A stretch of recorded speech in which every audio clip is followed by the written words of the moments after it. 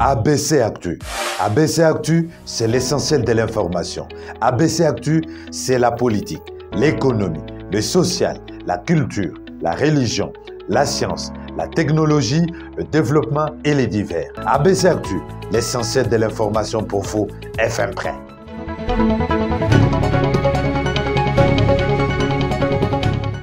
Vous nous avez choisi pour vous informer, nous vous en remercions. ABC Actu vous propose l'essentiel de l'actualité. En réunion extraordinaire du parti, ce lundi 7 août 2023, le secrétaire général des Ensemble pour la République, honorable Dieudonné Boulenguetenge Balea, préside une réunion avec les secrétaires nationaux. C'était la salle VIP Pierre Lumbi au Congo qui a abrité cette rencontre importante pour ce méga parti de Moïse Katumbi Tchapoué. Au sortir de la réunion, honorable Jérôme Kamaté, secrétaire national en charge de l'implantation et adhésion du parti, en donne la charpente. Comme vous le savez, on est en pleine période de dépôt des listes des candidats.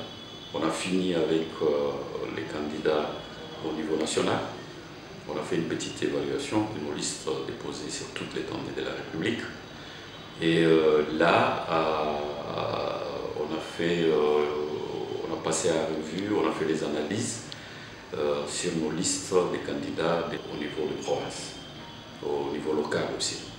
Mais on a donné priorité au niveau de province.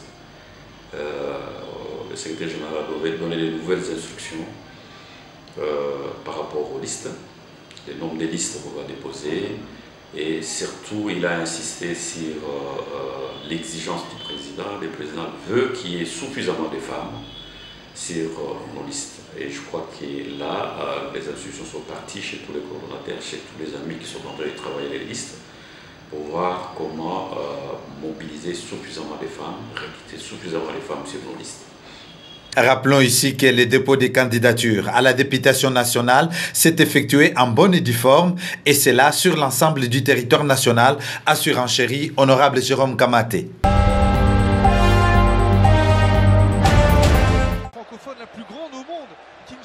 Le 9e jeu de la francophonie ont fermé les portes ce dimanche 6 août au stade du Martyr de Kinshasa par un match de football comptant pour la finale qui opposait les Lions indomptables du Cameroun aux étalons du Burkina Faso. Une victoire pour le Cameroun. Ces jeux de la francophonie sont entrés dans les annales de l'histoire de cette organisation qui regroupe le peuple francophone dans le monde entier. Sur le plan organisationnel, la République démocratique du Congo a réussi son pari malgré que peu croyaient à l'organisation d'une telle envergure. Sur le plan sportif et culturel, les représentants de la République démocratique du Congo ont raflé 34 médailles au total, 18 en bronze, 11 en argent et 5 en or. Les disciplines telles que la lutte et les tennis de table ont fait bonne impression sur le plan culturel. La littérature, la danse, la jonglerie ont aussi laissé des empreintes. Ces jeux de la francophonie ont obtenu une adhésion massive de la population quinoise qui, pour la circonstance, était partout dans toutes les compétitions pour vendre plus belle l'image de la République démocratique du Congo par une bonne ambiance de folie. Curieux de visiter ces nouvelles infrastructures, la population quinoise a ressenti une fierté qui était également visuelle dans les rues de Kinshasa. Le taxi jaune de Kin, instauré à Kinshasa, le francophone la plus grande au monde, Kinshasa.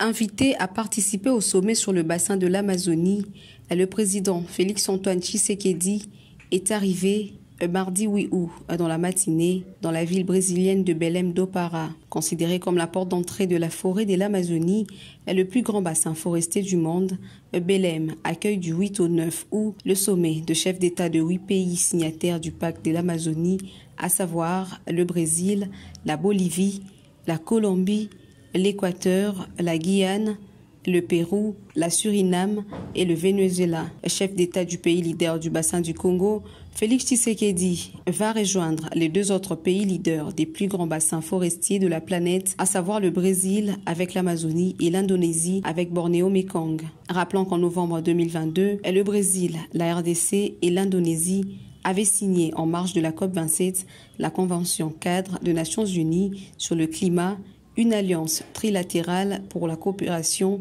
sur les forêts tropicales et l'action climatique. Au moment où la crise climatique est un problème mondial, les 3 pays solutions qualifiés, désormais de G3 climatique, ont décidé de coaliser leurs efforts en vue de parler d'une même voix et de développer un agenda commun pour la sauvegarde et la préservation de leurs ressources forestières. Ils recherchent aussi une juste compensation pour le service écosystémique qui rendent ces réservoirs de méga biodiversité en faveur de leur population. Devant ses pairs, Félix Tshisekedi va s'exprimer ce 9 août sur l'énorme potentiel du bassin du Congo, dont le 2/3 se trouve en République démocratique du Congo. En approchant ses pairs de l'Amazonie, le président de la RDC entend aussi se conformer aux procédures du marché carbone.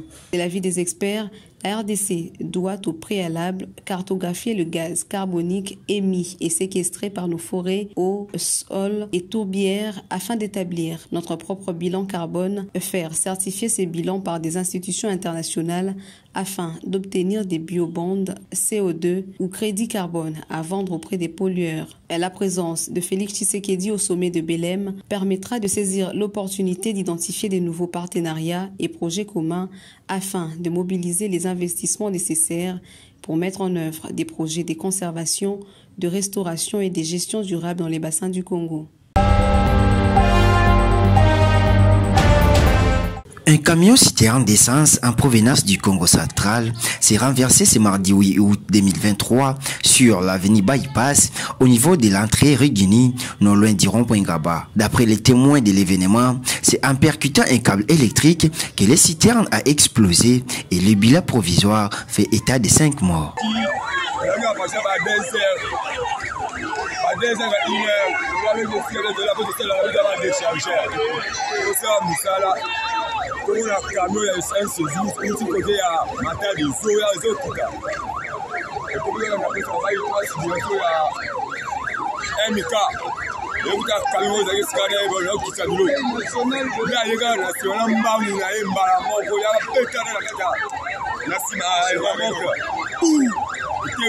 Donc on dirait, c'est là qui freine.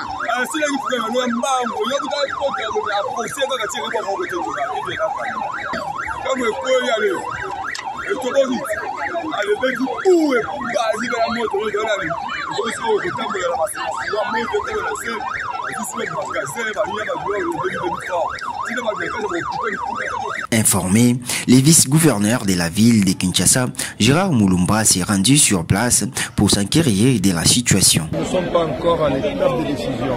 Là, présentement, nous sommes à l'étape d'éteindre le feu et de prendre en charge les victimes. Non, il y a des camions incendies qui sont allés se ravitailler. Ils ont fait plusieurs tours. Ça, vous voyez, il n'y a plus rien.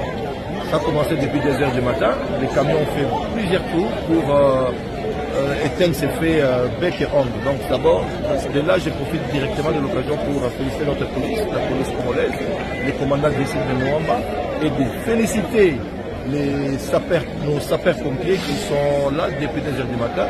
Je suis arrivé ici aux alentours de 5 heures du matin. Je les ai trouvés à l'œuvre en train de se battre bec et ongle pour remettre la paix. Il y avait 2, mais là je viens d'être informé par nos services et c'est arrivé à 5. Nous avons 5 cas de décès, ce qui est vraiment déplorable.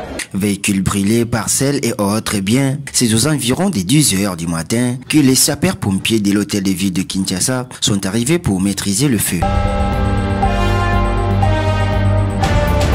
À l'initiative du ministère de la Recherche scientifique et innovation technologique, la RDC s'apprête à organiser la toute première édition du conclave du génie scientifique congolais du 14 au 28 août 2023 à Kinshasa. En prélude à ces grands rendez-vous de scientifiques de la RDC, le chef du gouvernement a effectué une descente dans la matinée de mercredi au chapiteau du Palais du Peuple, lieu choisi pour abriter cette activité scientifique. Sur place, Samalou Kondé a dû se rendre compte du niveau d'avancement de préparatifs à travers la visite des stands d'exposition sous forme d'un pré-conclave. Plusieurs domaines de la recherche scientifique ont été présentés au Premier ministre, notamment le domaine de la pharmacologie, de l'agroalimentaire, de l'agro-industrie, et celui des voitures électriques et tant d'autres. Une occasion pour le Premier ministre d'encourager cette belle initiative du ministère de la Recherche scientifique dont l'objectif principal est la promotion de la production locale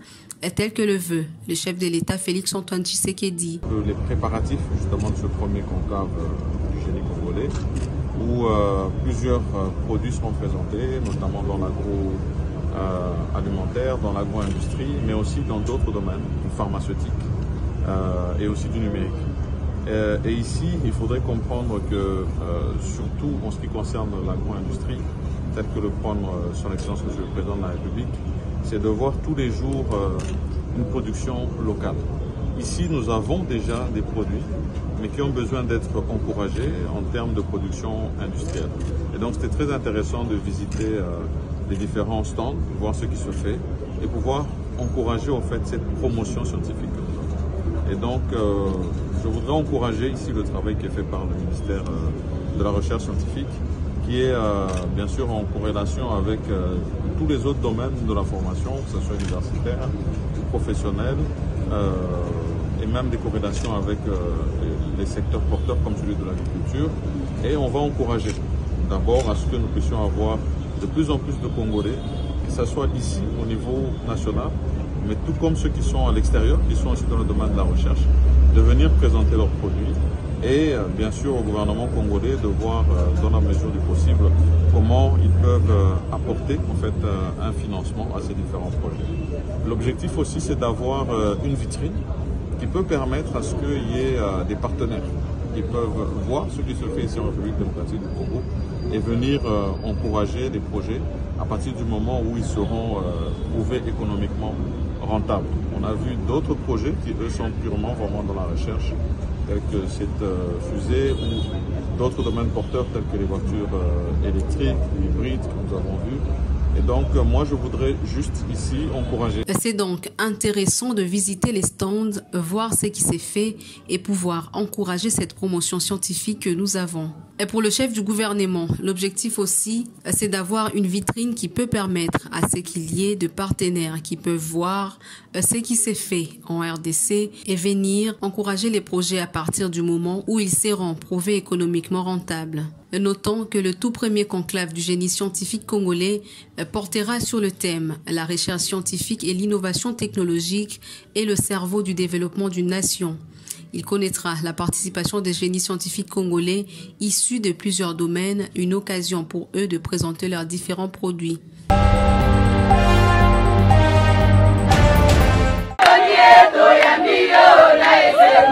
Une joie immense des élèves, parents et enseignants remerciant le président de la République Félix Tshisekedi à l'arrivée du ministre de l'EPST Tony Mwamba Kazadi pour inspecter les travaux de réhabilitation de l'école primaire Lufungula au camp des policiers portant le même nom et de l'Institut Félix Antoine Tshisekedi au camp Force Navale dans le quartier Kingabwa, commune de Limete. Ici, il n'y a pas de réhabilitation, pas de renforcement, il y a la construction ici. Parce qu'il n'y avait pas d'école ici à l'intérieur. Nous partons d'Inéa, on est parti vraiment de la fondation, on a creusé et on est en train d'évoluer. Le professeur Tony Mwamba Kazadi répond ici aux cris d'alarme des enfants et femmes des policiers et militaires qui s'étaient rendus à son cabinet au mois de janvier dernier pour déplorer les mauvaises conditions dans lesquelles les élèves étudiaient dans ces établissements. Voilà pourquoi il avait ordonné à la Direction nationale de la maintenance, gestion et réhabilitation des infrastructures scolaires du ministère de l'EPST de passer à l'action, et dans l'urgence, sur instruction du président de la République. Sur fonds propres, et grâce aux frais de fonctionnement alloués à cette direction, un bâtiment est en train de sortir des terres. Au camp Force Navale, un bâtiment des 6 salles de classe, un autre administratif et des latrines modernes dont les travaux sont presque terminés pour accueillir les enfants des militaires et ceux des environs. Ça, c'est le résultat des frais de fonctionnement que nous accordons à la direction des infrastructures scolaires du ministère. Nous sommes au camp Force Navale. Tous les enfants des militaires ici n'avait pas une école moderne. Et les cris d'alarme également remonté au niveau de la présidence et les chefs de l'État instruits pour que toutes les dispositions soient prises pour que dans ces camps, qu'il y ait une école moderne. De même, l'école en état de délabrement très avancé du camp Lufungula, où enseignants et élèves avaient difficile d'accéder, va également recevoir les élèves un peu plus tard, au mois d'octobre. Au mois de janvier 2023, si vous regardez les images, vous verrez qu'elle ressemblait à tout sauf à une école. Et les cris d'alarme de tous les dépendants des policiers qui habitent ici sont arrivés aux oreilles du président de la République qui a donné des instructions fermes pour que cette école soit très rapidement réhabilitée. Et sous la supervision du Premier ministre, nous avons commencé les travaux, comme vous constatez là. Les travaux sont en train de se poursuivre. Malheureusement, ce bâtiment ne sera pas prêt avant le 4 septembre prochain pour la rentrée. Mais d'après ceux qui travaillent sur le terrain, ça sera possible mi-octobre. Les élèves qui ont été déployés dans les écoles environnantes après sa réhabilitation par la même direction et les travaux ont également beaucoup évolué.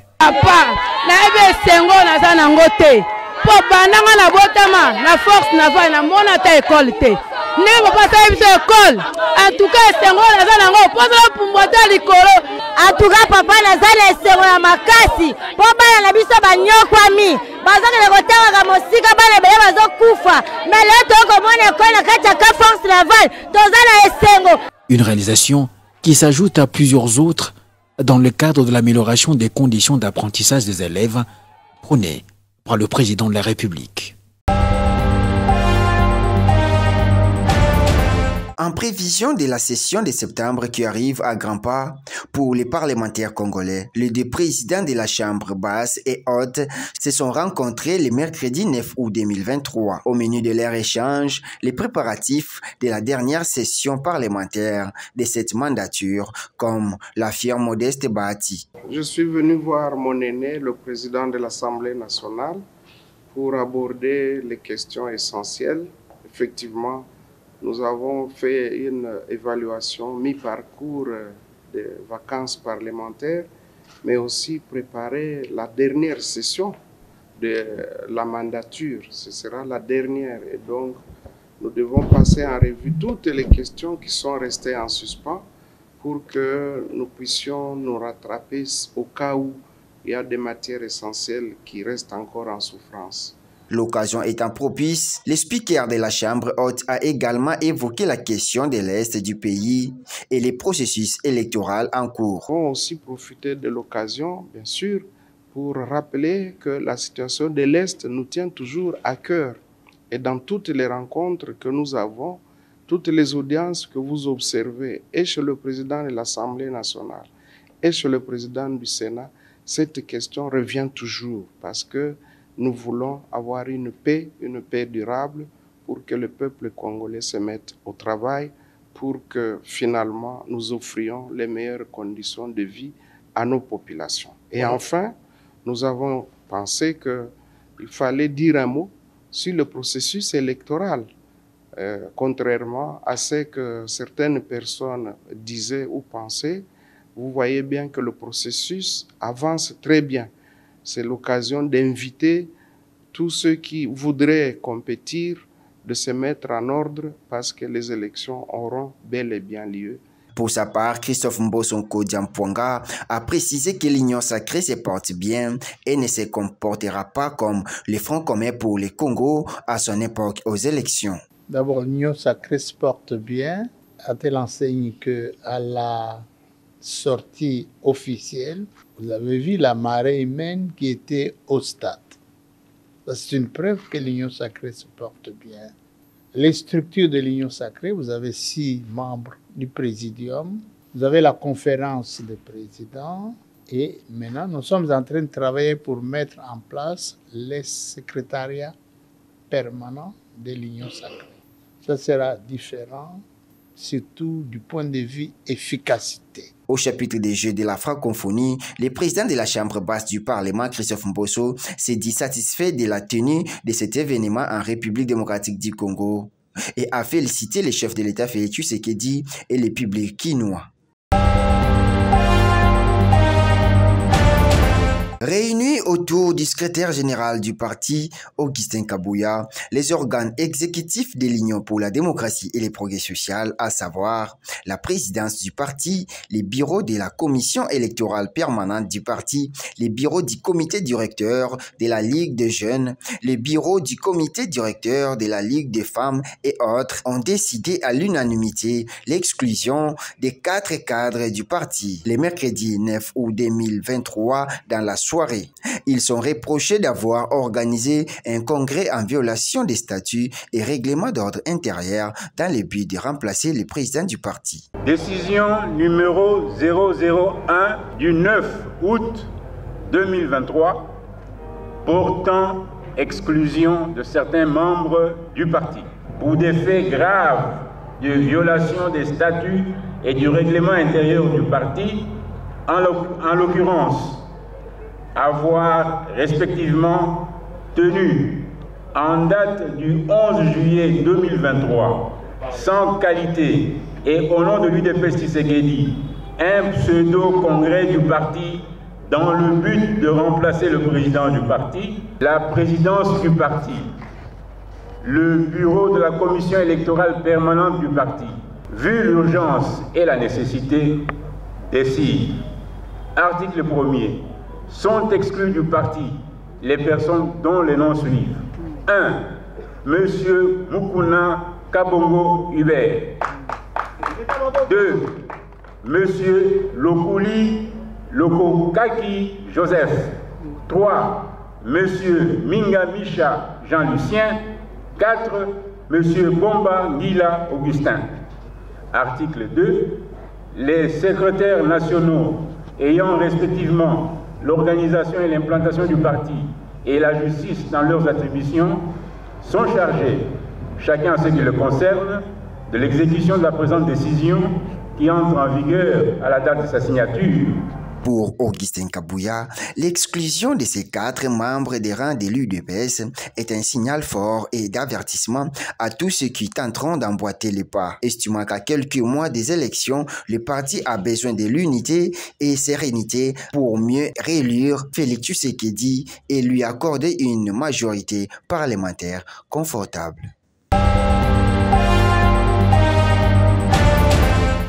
La CENI a enregistré 28 791 candidatures, ce qui représente 3 796 déclarés non conformes et 24 995 déclarés conformes, dont 23 653 recevables et 642 irrecevables. Sur les candidatures recevables, on compte 3 955 femmes, soit 17%, et 19 698 hommes, soit 83%. Il y a toutefois lieu de noter qu'en 2018, les candidatures féminines ne représentaient que 11% de la totalité. De ces candidatures, la CENI a enregistré 155 candidats indépendants, 3 785 candidats présentés par les partis politiques et 19 713 candidats présentés par les regroupements politiques. Comme vous le savez, la loi numéro 23/025 portant répartition des sièges, promulguée le 15 juin 2023, a arrêté à 484 le nombre de sièges à la députation nationale, mettant en réserve 16 sièges pour les 3 territoires de Massissi, Rutshuru et Kwamut en proie à l'insécurité. Sur cette base, la CENI a dégagé le seuil de recevabilité de 60% correspondant à 290 sièges que chaque liste doit atteindre pour être éligible au scrutin du 20 décembre 2023. Ainsi, 66 structures politiques ont atteint le seuil de recevabilité et 51 n'ont pas atteint le seuil. Voici donc la liste des partis et regroupements politiques ayant atteint le seuil. Et vous trouverez cette liste-là à l'annexe 1 liste des partis politiques et groupements politiques ayant atteint le seuil à la députation nationale selon l'article 22 alinéa 2 de la loi électorale. Il y a un AFDC-A, Alliance des forces démocratiques du Congo et alliés, avec 479 sièges qui représentent 99%, donc ils ont atteint le seuil, suivi au numéro 2 par le MLC, Mouvement de libération du Congo, 473, soit 98%. 3, UDPS Tshisekedi, Union pour la démocratie et le progrès social, avec 459 comme nombre de candidats. Numéro 10, Ensemble pour la République, 449, 93%. Le Japon veut accroître ses échanges commerciaux avec la République démocratique du Congo, spécialement dans le domaine minier. C'est la raison de la visite à Kinshasa du ministre japonais de l'économie, commerce et industrie, Yasutoshi Nishimura, à la tête d'une forte délégation. Le ministre japonais a échangé avec le vice-premier ministre, ministre de l'économie nationale, Vital Kamerhe, à son bureau de travail. Yasutoshi Nishimura a annoncé qu'il était venu principalement pour examiner ensemble avec les autorités congolaises la possibilité de la mise en œuvre du protocole d'accord signé entre le Japon et la RDC, représenté par le ministre de Mines, Marie-Antoinette Samba, lors de sa mission officielle effectuée à Tokyo en décembre 2022. Alors que le monde se tourne vers les voitures électriques et les énergies renouvelables, le pays du soleil levant, géant de cette industrie, s'est tourné vers l'Afrique en quête de minerais tels que le cobalt, le lithium et le cuivre. Reconnaissant l'immensité du potentiel minier congolais, il a exprimé la volonté du Japon de multiplier les échanges commerciaux avec la RDC dans le domaine de mines. Il a annoncé que son gouvernement est prêt à mobiliser un budget d'1 milliard de dollars américains pour accroître cette coopération en l'élargissant à d'autres secteurs de développement. Il s'est de rappeler qu'en RDC, les start-up japonais travaillent déjà sur l'énergie solaire, l'urbanisation de la capitale Kinshasa, l'adduction d'eau, l'énergie hydraulique et le barrage d'Inga. Pour sa part, Vital Kamerhe s'est dit favorable au renforcement de la coopération économique entre les deux pays à travers de projets bénéfiques à grande échelle et un partenariat gagnant-gagnant. D'après les patrons de l'économie nationale, cette coopération devrait non seulement viser l'exploitation minière, mais aussi le transfert des compétences, l'agriculture, le développement des industries, la santé ainsi que l'éducation. Il a réaffirmé la vision du chef de l'État Félix Antoine Tshisekedi qui prône une amélioration du climat des affaires pour attirer plus d'investisseurs en RDC et l'amélioration des conditions de vie des Congolais. D'après Vital Kamerhe, l'appui du Japon est nécessaire, notamment à la relance du barrage d'Inga et la construction d'autres micro-barrages à la lutte contre le changement climatique et la matérialisation du programme de développement local des 145 territoires. Il a rappelé la relation particulière que les deux pays partagent depuis les années Mobutu, dont les fruits sont encore nombreux au service des Congolais aujourd'hui.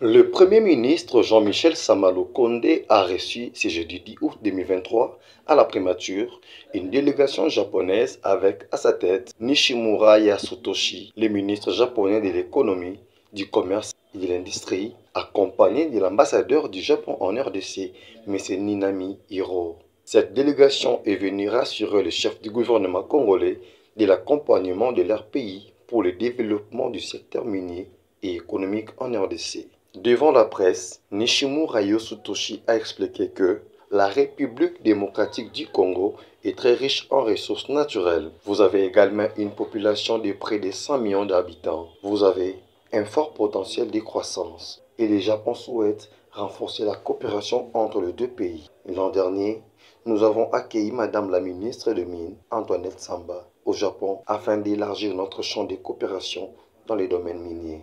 Avec le Premier ministre Sama-Lukonde, nous nous sommes mis d'accord aussi pour élargir notre coopération.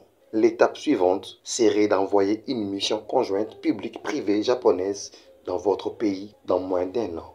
C'est ici qu'on marque la fin de cette page d'actualité. Merci de votre attention. ABC Actu, c'est l'essentiel de l'information.